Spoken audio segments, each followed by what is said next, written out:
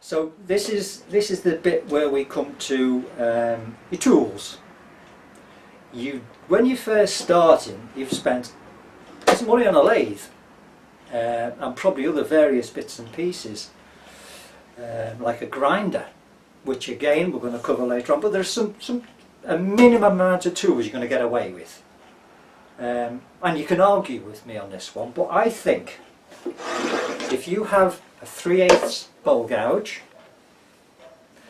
if you have a 1/4 inch spindle gouge, you have a parting tool, they are the absolute bare minimum, I think, that you could turn with. Now if you think you're going to turn, most people when they start off with a bowl or a plate. If you're roughing down a piece of wood, a bowl gouge will do the job. It will do all the cutting you want. You can get away doing the whole bowl with that one tool, with the exception of that one, which is a parting tool, because you'll need to part it off, you'll need to make a spigot, so you would use that tool. So really, you need 2 tools. When you go on to doing spindle work, you will definitely need a 1/4 inch spindle gouge. That's a must. One thing I think you can add to that list, but it's not essential, because let's face it, when you start turning, it's the techniques you need to use. You need to learn rather than having 10,000 tools. 3 will actually do you at the moment. You could add on a scraper, because you're going to leave marks behind when you've used your bowl gouge, because you won't. Well, I still use a scraper. I was going to say because you're not good enough, but I still use a scraper, so therefore I'm not good enough. So I would add on a scraper. So they're your minimum tools. When we talk about a bowl gouge and a spindle gouge, what is the difference? They look very much the same, but what is the sort of the difference? You're working well, Martin. You're doing the job. This is brilliant. Difference between a bowl gouge and spindle gouge. If you, that's cool. The bowl gouge is quite a hefty bit of metal, and if you look at the distance between there and there, there's quite a lot of metal there. So in other words, that gives you a lot of strength on the tool rest. If you were to use this for the same job, you would be getting an awful lot of vibration, because there's not so much metal between there and there. This bit is called the flute. Okay? This is the bevel. There. And the same on that one. So you've got the flute and the bevel. They're the 2 most important things. This is really used for between centres work, and where you really need to work, need to be close to your work. This one you can afford to be a little bit further away when you're on your tool rest. So for instance, you could probably get away with that distance before you start feeling any vibration. With the spindle gouge, because the metal is quite thin, you really need to be on the tool rest with the tip quite close, if you can understand what I mean. If you go any further like that, it's going to want to do that. The vibration's terrible. You're not going to get a nice cut, whether your tool is sharp or your speed is right. It's just not going to work. That's basically the difference. I mean, have I cooked that up? Is that clear? Yeah, that's good. Bowl gouges can be used for between centres work. The only time I would use a spindle gouge on a bowl or a deep vessel is for the initial hollowing. So if I was going to hollow that out, what I could do is I could use this one, turn it on its side and remove wood very, very quickly. I think what we'll do is this will be covered later on. Yeah. This is actually a cool tool for doing the initials hollowing, because you can move stuff really quickly. So really, they're basically the 4 tools that you need to start with. We can go briefly, if you like, over the rest of the tools you can buy at some later stage. Yeah. Okay. Another type of parting tool is, we have that one which I showed you. There's a much thinner one, which is what we did our measuring on our chuck to get the optimum circle. There is also this one as well. I think it's no, it's an Ashley Isles, this one. Yeah. And what I've done with this one is they're normally square, aren't they, Martin? Yes. Yeah. I've put that edge on, so it's like a bit like a negative rake, if you understand. So instead of it going straight down and across, can you just twist it? Yeah. Face, that's better. Okay. Yeah, that's better. So instead of it going straight there and then up, I've put that little. Some turners do it, some don't. I'm not sure that it makes a hell of a difference. What's the advantage of it? You've got 2 cutting angles. Okay, yeah. Haven't you? You've got that one and you've got that one. I know you only use that one, but if you think in its original form, this comes out there and then goes up. This, you've lifted the cutting edge from down there to a bit further up the tool. Yeah? And that angle is sharper than that one. Because what you've done is you've sharpened there and sharpened there. Alright. Yeah? Do you see I agree. that? Yeah, I see that. Yeah? I know you're only cutting with there, but you've put a nice edge on there. Yeah. Yeah. Yeah, another parting tool is one I never use. I don't like it. It's got the diamond parting tool, isn't it? Yeah. Yeah, got it. With an old parting tool, when you're parting into a piece of wood, you usually have to make it a bit bigger where you're going in, because it binds on either side of the wood, doesn't it? So in other words, you can't go straight in with that because it's going to bind. That's why they brought this tool out. With it having a fat centre, it won't bind on the wood, or if it does, it's just with that little piece there. I find that a little bit thick for a parting tool, personally. It's one of those that you see at a show, is that I need one of those. And you get it home and you sharpen it and you try it, then you put it up there and you don't use it again. I have a few tools like that. We've all got tools like that, haven't we? You can always bring your tools along to the club and sell them to other members. Yeah, well actually I'm thinking of doing that. Walk this way, Martin. Walk this way. Yeah, and we'll go through a few other tools. They're not necessary, not yet. We're just talking about novices, but we'll just go through some. Again, another bowl gouge. The bowl gouges I use have a swept back wing. That allows me to do various different cuts with the wings. This is a traditional grind, so that is straighter, that's really straight across. Wings aren't swept back on it.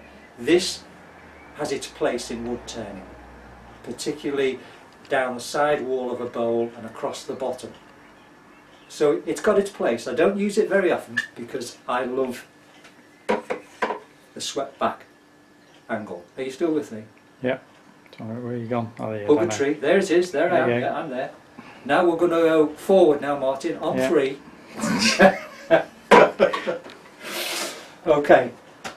Come over this way a little bit. Right, just some other tools. We'll just run through it quickly. Here's Chris's tool collection. It's yes, tool collection. Skew. This is something you will want to use later on, or not.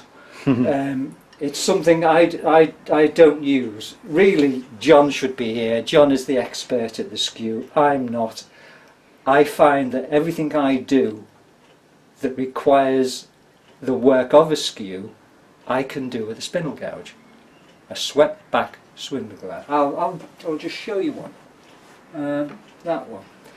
This is rather like the one I showed you before, only that one is a 50-degree angle on it. This one is a 40-degree angle. So consequently, if I'm doing a finial or some really fine work, that will go inside. So that's a 40-degree angle rather than a 50-degree angle. And also, I take the back off, that back edge, as opposed to the other bowl gouges I've got. I do normally take the backs off them, but that, well, the heel actually it's called, so it's taking that bit off. So when I'm running across the wood, the back edge doesn't catch on the wood. Again, when we do bowls and stuff, we'll explain it a bit better. Perhaps I've not explained that too well, and perhaps you could edit it. Yes. But there you go. So what we have is we have a skew. I have a big scraper. I think this actually cost me £5. It's huge. And I've made it into a negative rake scraper, so as you can see that there are two angles on this one. There's fors and against. Again, we'll cover it in a later episode. Okay. This is called a beading and parting tool. Basically, it's a square piece of high-speed steel. I know some people who use this like a skew and are really quite adept at it. Very, very good. Very similar to a bedan as well, isn't it? Yeah. Okay. I didn't want to cover bedans yet, but we will. We will. What we'll do. Here is a bedan. This, I think I'm correct in saying, is a French bedan. Yes, I've seen Jean. I can't think what his name is. Yeah. French chap. Yeah, it was in Star Trek, wasn't he? Jean-Luc Picard. Yeah, But anyway, yeah. there it is. Can you? Yeah. Yeah. It's called trapezoid. The profile is trapezoid. So as you can see, the bottom is wide, and the middle bit is very thin. Now, this French turner, Jean Escoulon. Escoulon, that's it. He's an absolute master at this. That's all he uses, I think this is about all he uses. I use this for putting spigots on, and I believe it or not, I use that as a skew, and I get away with it. Takes a bit of practice. The bigger the skew, they say, the easier to use. I find, quite frankly, the smaller, the more comfortable I am, and I'm able to use that. I'm going to lose it. Yeah, I use that as a skew. Not often, but I do. Roughing out gouge does the same job basically as a spindle gouge. It's the same sort of, no, what am I talking about? A bowl gouge rather. Only this is straight across. Now what we normally do with this one, this is for roughing down square pieces of wood, odd shapes. Very rarely use it. I use a bowl gouge for nearly all my roughing down work. And when you use this tool, just briefly, you never use it like that, straight on. You always use it just on its side, either way, like so. Or you can raise the handle and use the straight edge to do your finishing cuts. That's really cool. That's really good. Takes a bit of getting used to. Another quick one. 3-pointed tool. No, it's not a 3-pointed tool. That's a 3-pointed tool. It's called that because it got 3 points. It's self-explanatory. Safe skew. Yeah. Yes, exactly. A safe skew. John likes using this tool as well. I like that as well. If I've never really worked with it, I'm sure it does a multitude of jobs. I'm sure. Cuts, lovely. Yeah. Without having to getting in itself with a mess with a skew. Yeah. Yeah. I think you have to practice, don't you? That's the Yes. thing with the skew. And I think life is too short to practice with Yeah. the skew. This is a copy. It's like a skew gouge. I think it was actually used the other night at the club. It's called what? A skew gouge. It can be used to two things. One, it can be used as like a spindle gouge. If you see the bevel on there, there is no flute. It's a solid piece of metal. So consequently, it cuts down the odds of having a grab as well. So you can use it like a spindle gouge. If you were to turn it over, you can use it as a skew. So you've got your bevel, you can go along and do your planing cuts with a skew. You can even start your coves off. Or start your coves off. It's really quite a good tool. Yeah. Homemade. Perhaps you could bring one to the next hands on. Tell you what, perhaps I could bring one to the...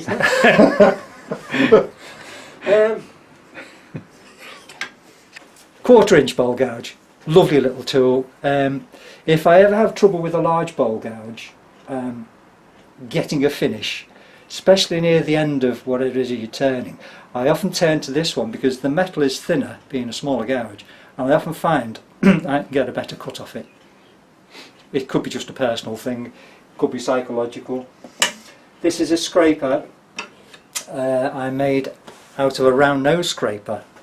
Now I don't know whether you can see that.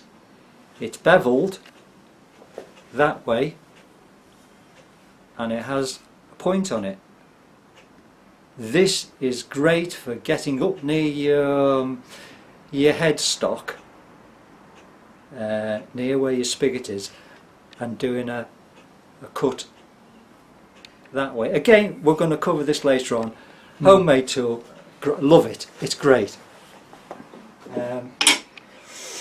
Quite a range of scrapers there. There is a range, yeah, I like scrapers. Yeah. A lot of wood turners say you shouldn't use scrapers. You can cut with a scraper, it doesn't have to scrape, you can cut, you can get shavings off it.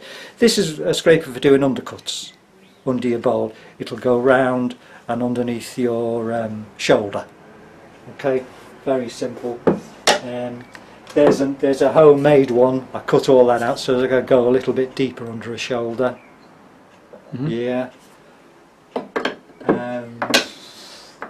you want to go over there and just briefly have a look look at Chris's big collection of lots of hollowing tools. Hollowing tools. Lots of them are homemade. Rolly Monroe, small one. The Rolly Monroe, the large one. Homemade, like a toothpick cutter.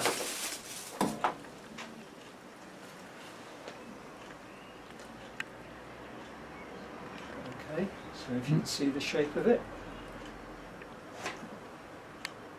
Yeah. But we're talking lots of money with some of these tools now, aren't we? Oh, blimey, I think the big Rolly Monroe that we've got up there is probably about £300 odd now. Okay. And the small one is about 130, 140. If you look at this one, it's a Hamlet handle, but it could be a wooden one. I went to scrap metal, or I can't remember what it was now, and I asked him for some stainless steel, and he had this bar. So all I did was I drilled a hole in the end, drilled and tapped it, and that is actually a thin scraper, which was about so far from Ashley Isles, and I was able to cut up into bits. Again, we'll show you later on. Fantastic tool. I think that cost me £4, and if I break that down, that might have cost me £3. So I made the whole thing for £7. Good. Yeah, terrific. I've got a few of those. I made a few of these tools. These are the ring cutting tools. What are they called? Can't think what they call them. Very similar to the Lem Grantham type. Yeah, but these are much tool. smaller and they are much sharper. They say you can't sharpen these, but if you get a diamond and just rub it up there, you'll get a few more cuts out of it. Yeah. Great tools, great for finishing with. Excellent tools. Just a quick one, swan neck. Again, homemade. Just a cutter put on the end of a bent piece of metal that allows me to get underneath. All Cool. cheap and cheerful, and they work. Yeah. And the joy of it is you've made them. It hasn't cost you a fortune.